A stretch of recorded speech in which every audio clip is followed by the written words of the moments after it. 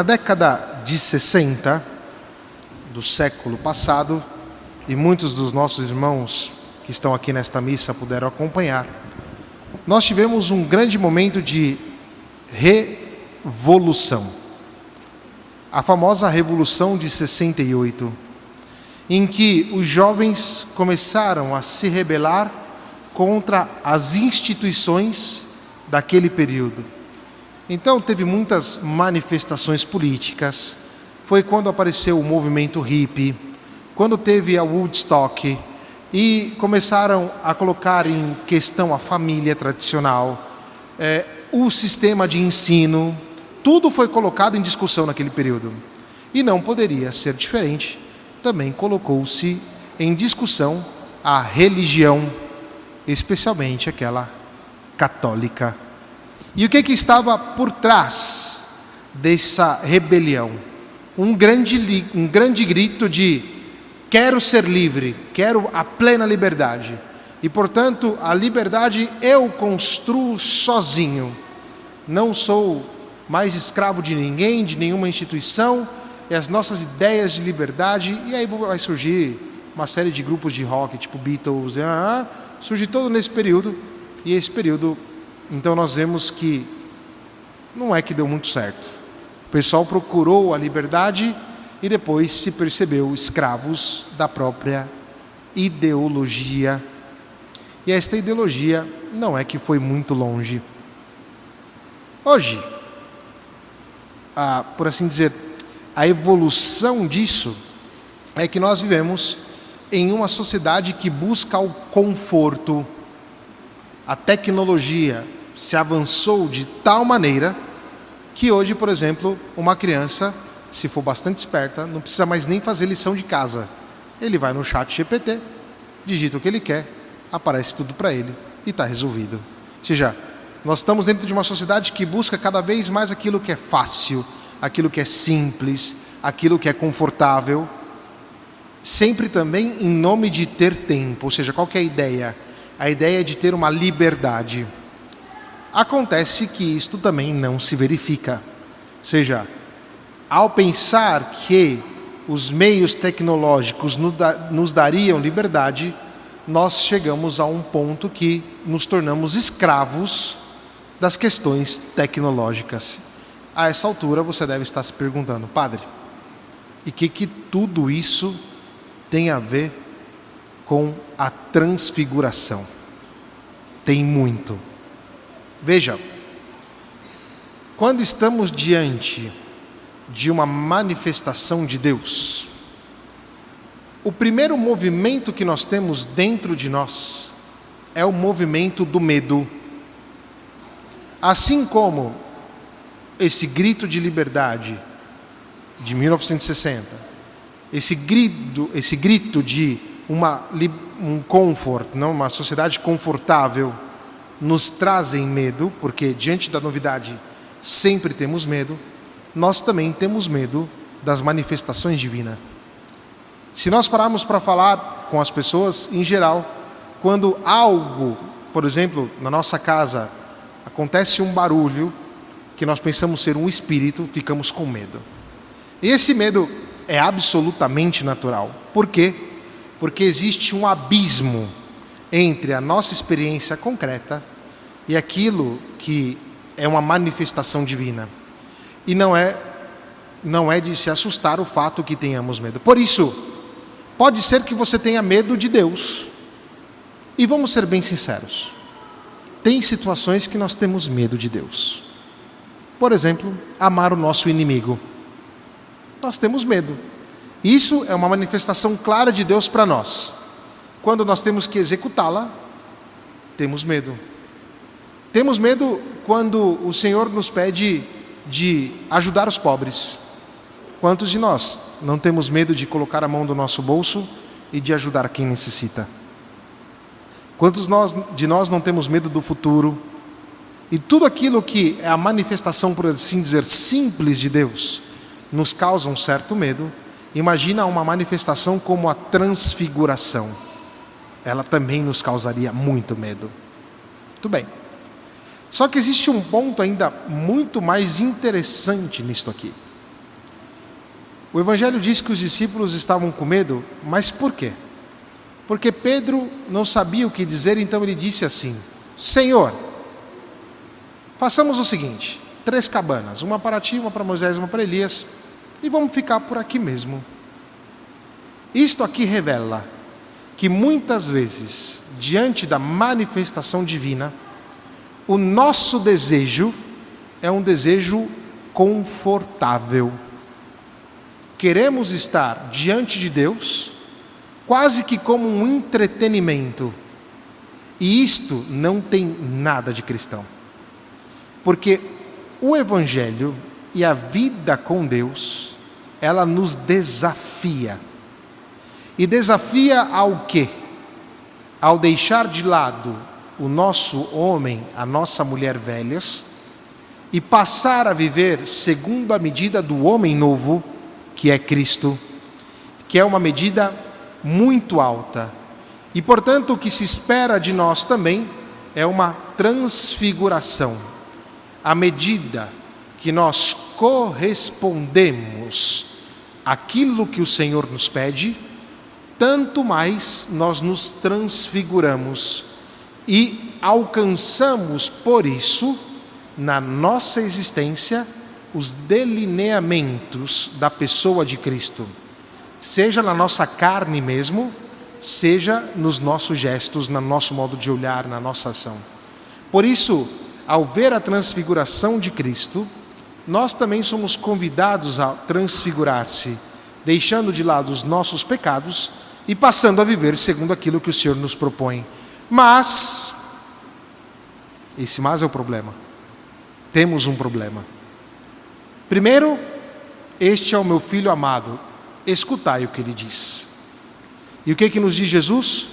Tome a sua cruz e me siga. O que nos diz Jesus? O Filho do Homem deve sofrer muito. Ou seja, aquilo que o Senhor propõe para nós não é uma espiritualidade confortável, como talvez muitos de nós vivamos. Tenho que fazer isso, tenho que fazer aquilo, tenho que não sei o quê, tenho que papapá, e aí cria todo um negócio, e isso tudo serve somente de capa para não ouvir a voz de Deus. E quando ouvimos a voz de Deus, a nossa vida fica sempre em discussão, a nossa vida fica em crise. Isto é mal? Não, isto é bom. Porque se queremos ser cristãos verdadeiros, temos que tomar a nossa cruz e seguir Cristo. E aí nós vamos lembrar a primeira leitura que ouvimos hoje. Primeira palavra da primeira leitura é: Deus colocou Abraão à prova. Deus colocou Abraão à prova.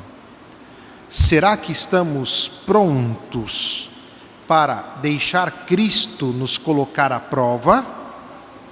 Ou nós queremos nos esconder numa capa de religiosidade que é totalmente fruto da nossa imaginação?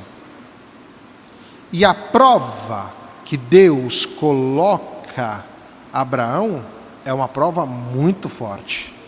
Sacrificar o próprio filho, filho esse que foi prometido por Deus, era o filho único dele. Certamente, Abraão não viveu isso com muita facilidade. E imagina para ele a dificuldade que deve ter sido caminhar com o seu filho até o Monte Moriá, onde ele deveria dar o seu filho em sacrifício. Não é uma coisa qualquer. Mas os filhos de Deus, aqueles que querem verdadeiramente viver como o Senhor nos pede, somos chamados a sacrificar alguma coisa, mas o que o Senhor nos pede é o sacrifício da nossa vida. E o sacrifício da nossa vida pecadora, para viver a vida nova. Então, não basta se esconder numa capa de religiosidade, ou mesmo pedir que a igreja evolua e que seja isso e que seja aquilo, se nós, em primeira pessoa, não queremos viver aquilo que o Senhor nos coloca como prova, que nos coloca como sacrifício, e que no tempo da Quaresma somos convidados a viver de maneira muito mais profunda. Portanto, a visão da manifestação epifânica do Senhor, ou seja, manifestação epifânica é redundância, ou seja, porque epifania quer dizer manifestação, ou seja, a manifestação gloriosa de Jesus Cristo na transfiguração não é para nos deixar boquiaberto apenas. Essa manifestação, ela profundamente nos diz que temos um futuro, que temos uma promessa e que passa pela prova. E que passa pela capacidade de deixar os nossos pensamentos, inclusive, como nos dirá São Francisco de Assis, é entregar até os nossos pensamentos na mão do Senhor e dizer: Senhor, tudo é teu, tudo é teu, tudo, inclusive os pensamentos que achamos que são brilhantes e ótimos. Entendem? Portanto, estar na festa da transfiguração é, por assim dizer, receber um carinho de Jesus Cristo, receber um afago do Senhor, dizendo: olha, é isso aqui o futuro, mas temos que descer o monte, temos que tomar a cruz, temos que seguir, temos que sofrer muito. E o sofrimento não é sinônimo de tristeza. O sofrimento é parte da vida cristã. Mas se sofremos em Cristo, sofremos com alegria. Por quê? Porque o nosso sofrimento tem um sentido. Se sofremos sem Cristo, terminamos no desespero, porque o nosso sofrimento não tem um sentido. E o sentido dos nossos sofrimentos é o caminho para o qual nós estamos nos dirigindo, que é a pátria celeste, mas passa por descer a montanha. Ou seja, ter contemplado Cristo significa colocar-se dentro desta dinâmica nova. Esta dinâmica nova que passa por esses momentos difíceis, por momentos de sofrimento, mas que não nos tira a tristeza. Pelo contrário, nos dá uma grande alegria. E esta alegria que experimentamos em meio ao sofrimento do tempo da Quaresma, em que nós olhamos para o espelho e nos vemos, mas eu estou muito longe ainda daquilo que Deus quer de mim, nós podemos experimentar daqui a pouco na festa da Páscoa. E este é o sentido da Quaresma. E é muito divertido isso, porque no tempo da Quaresma, sexta-feira santa, vem uma galera na igreja, lota tudo. No dia da Páscoa não vem ninguém. Aí, não tem lógica. É o dia mais importante, né? 50 dias da Páscoa para fazer festa, a galera acha ruim que acabou o tempo de sofrimento. Não, né? A gente se prepara nesse período da Quaresma para viver a alegria da Páscoa. É verdade que depois continuaremos a sofrer por causa dos nossos pecados, das dificuldades que a gente vive, é natural, mas nós temos uma esperança fundada em Cristo. Não é uma brincadeira aquilo que nós estamos vivendo. É algo muito sério que toca o nosso interior. Mas aí a pergunta que coloco para nós hoje é essa. Ou seja, nós estamos vivendo a nossa religião como um entretenimento? Estamos vivendo a nossa religião na boa, na tranquilidade, né? Vivendo aquilo e tal, né? Todo angelical. Ou nós estamos vivendo a nossa religião com seriedade? Seriedade, entendam, ouvindo a voz do Filho amado. Ouvindo a voz do Filho amado, que nos diz de tomar a cruz, segui-lo, de perdoar quem nos persegue, de amar os nossos inimigos, de ajudar os necessitados. Estamos fazendo isso? É interessante, né? Porque a Quaresma são 3 pilares: oração, penitência e caridade. Caridade igual esmola. A caridade é a coisa que a gente menos faz. Alguma coisa não está legal. Muita gente faz oração das 4 horas da manhã, fica lá, não sei o quê, não come carne 40 dias, mas não dá R$1 para um pobre. Mas aí eu pergunto, que Quaresma é essa que a gente está vivendo?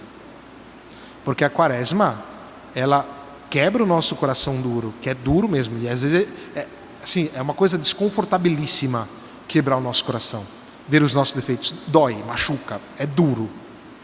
Sobretudo, olhar para o irmão também é duro, sobretudo olhar para o irmão mais necessitado. E aqui não é discurso de teologia de libertação, não, isso aqui é discurso cristão. Ou seja, nós somos chamados a olhar o outro que está na nossa casa. Por isso que eu dei o exercício a semana passada de olhar no olho dos irmãos. Vocês perceberam quanto é difícil isso? Olhar aquele que está diante de nós, que às vezes pode ser até alguém muito rico, mas é muito miserável, porque não conhece Jesus. Será que nós temos a coragem de dar Cristo para esta pessoa? Então não basta fazer um monte de oraçãozinha, um monte de penitência, E aí o tripé, aqui, ó, tem um tripé aqui, aí o tripé da esmola não funciona. Se o tripé aqui não funcionar, cai a câmera. Entende? Então assim, ou vivemos o cristianismo integralmente, ou nós vamos ficar brincando de entretenimento religioso. Ou nós vamos ficar brincando de vida espiritual. Vamos ficar afagando, querendo só os prós da vida espiritual, só as coisas fáceis. Não é isso. Ou seja, o primeiro Papa, São Pedro, ele caiu nessa tentação. Vamos fazer 3 tendas, vamos ficar aqui. É bom ficar aqui na igreja, é mal barato, tem ar-condicionado, tem música, tem um padre aqui para conversar. Show de bola, né? Se ficar muito tempo aqui, eu até te chamo para tomar um café comigo ali. Mas eu não quero você aqui. Você tem um marido para cuidar, você tem uma esposa para cuidar, você tem filho para cuidar, você tem... Entende? E todas essas coisas está Jesus Cristo. Todas essas coisas está Jesus Cristo. E se nós começamos a fugir das nossas responsabilidades cristãs, começamos a fugir daquilo que nós pensamos que nos faz mal, mas que na verdade é a vontade de Deus, temos que repensar o nosso cristianismo. Porque ser cristão é ser cristão integralmente, em toda a nossa vida. E na nossa vida temos cruzes. Temos cruzes. É lindo aqui ver a Eucaristia. Show de bola. Ninguém coloca em dúvida isso. Mas quando termina a Eucaristia, a gente tem que ir para casa. Quando termina a Eucaristia, a gente tem que encontrar o nosso inimigo. Segunda-feira vai chegar lá no trabalho, tem um chefe chato. Se você não for o chefe chato, né? Porque pode acontecer também, né? A gente fala do chefe chato, mas de repente você é o chefe chato, né? É hora de mudar. É hora de colocar Cristo na nossa vida. Com esta certeza belíssima que tivemos. Ou seja, nós vimos o Senhor. Nós vimos a epifania. Nós vimos a manifestação de Cristo. Nós entendemos isso. Talvez tenhamos medo de responder a isso. E esse medo pode se esconder no entretenimento religioso. No querer ficar aqui tranquilos.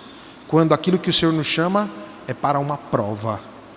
Uma prova quer dizer, nós passamos por momentos em que nos constituem como cristãos. Eu tenho certeza que muitos de vocês já choraram na igreja, já tiveram situações difíceis na vida. Todo mundo aqui teve isso.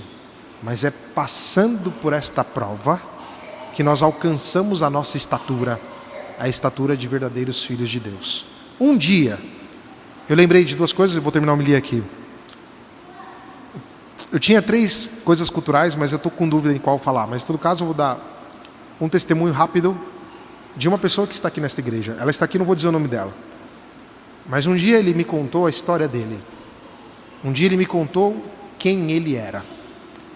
Problemas com álcool fortíssimo, estava por perder a família, estava numa situação difícil. E o encontro com Cristo fez ele recuperar.